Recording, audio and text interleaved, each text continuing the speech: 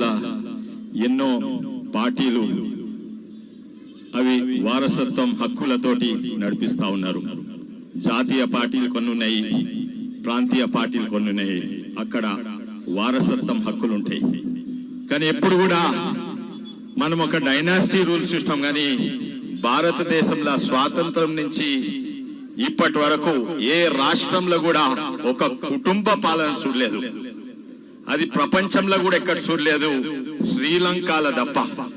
అంటే ఒకటేసారి 5-6 మంది ఒకటే కుటుంబం నుంచి ఒక రాష్ట్రాన్ని పాలిస్తున్నారు. ఇది రాష్ట్రం మాది, ఇంకెవరు రావద్దు, ఇది దీని మీద మా హక్కే ఉండని అది వాళ్లకు నెత్తిలకెక్కిపోయింది. కానీ ఈరోజు మనం ఫోన్ ట్యాపింగ్ గురించి వింటున్నాము. అది నిన్న మొన్న కాదు, అది 2017 కంటే ముందు నుంచే జరుగుతున్నది. అప్పుడే వాళ్ళు ఫోన్ ట్యాపింగ్ ద్వారా మరి ఎన్నో సర్వేల ద్వారా అప్పుడే తెలిసిపోయింది ఏంటంటే టిఆర్ఎస్ పార్టీ ఓడిపోతుంది. అందుకే ఎంతో మందిని హింసించిండ్రు, ఎంతో మందిని బైండ్ ఓవర్లు చేసిండ్రు, ఫోన్ ట్యాపింగ్లు చేసి అది కూడా ఎట్టి పరిస్థితులు ఓడిపోతామని మొట్టమొదటి తెలంగాణ ప్రభుత్వము 5 ఏళ్లు కూడా పాలించలేకపోయినరు. అది ముందస్తు ఎలక్షన్స్ పెట్టుకున్నారు ఆ భయానికి. అప్పటి నుంచి ఇప్పటి వరకు ఫోన్ ట్యాపింగ్ల ద్వారాలే, లేకుంటే పోలీసును ఒక యంత్రంగా లేకుంటే ఒక ఆయుధంగా అస్త్రం తీరుగా వాడుకోనే గెలిచిన పార్టీ అది టిఆర్ఎస్ పార్టీ, ఇప్పుడు బిఆర్ఎస్ పార్టీ. ఆ పార్టీని నేను ఎలక్షన్ కమిషన్ కు తప్పక రాస్తాను. ఆ పార్టీని డిజాల్వ్ చేయాలి.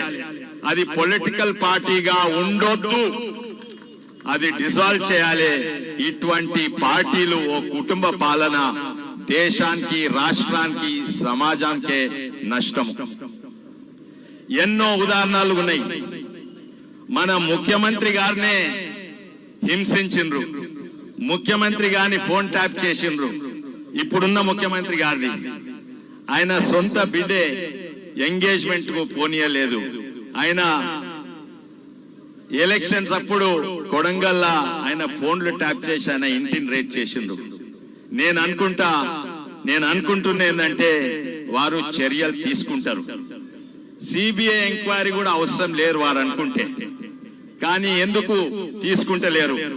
ఇంకా కొంచెం సమయం పడితే సమయం పడని గాని మా మీద ఆరోపణ పెట్టిండ్రు, మీరు కవితను జైలు, అందుకే మీరు పొత్తున్నది టిఆర్ఎస్ బిఆర్ఎస్ ఇంకా బీజేపీ మధ్యలో.